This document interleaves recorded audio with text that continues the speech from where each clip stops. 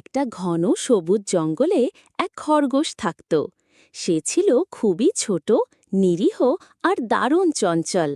দিনের বেলায় সে জঙ্গলের সবুজ ঘাসে লাফিয়ে লাফিয়ে খেলত, রোদে গড়াগড়ি দিত আর মাঝে মাঝে মিষ্টি ফল খেত।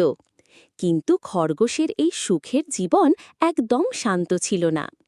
জঙ্গলের এক গাছের গুঁড়ির নিচে থাকত এক বিষধর সাপ।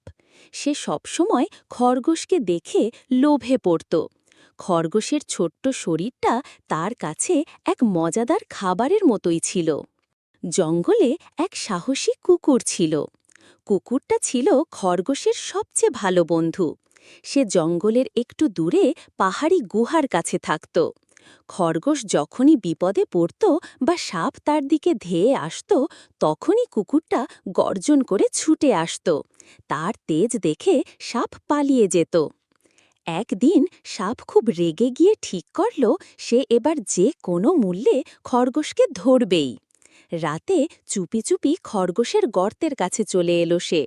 কিন্তু সেদিন কুকুরটা ছিল একটু দূরে, অন্য জায়গায় টহল দিচ্ছিল। গর্তের মুখে এসে ফোঁস করে আওয়াজ করল। খরগোশ ভয়ে কাঁপতে লাগল। ঠিক তখনই গর্জনের শব্দে পুরো জঙ্গল কেঁপে উঠল। কুকুরটা ফিরে এসেছে। সে এক লাফে এসে সাপকে ধাওয়া করল। সাপ প্রাণ ভয়ে দৌড়ে পালালো। অনেক দূর গিয়ে সে একটা গাছের ফোকরে গিয়ে লুকালো। আর কখনো সে সেই জঙ্গলে ফিরে আসেনি। এরপর খরগোশ আর কুকুর একসাথে সুখে শান্তিতে জীবন কাটাতে লাগল।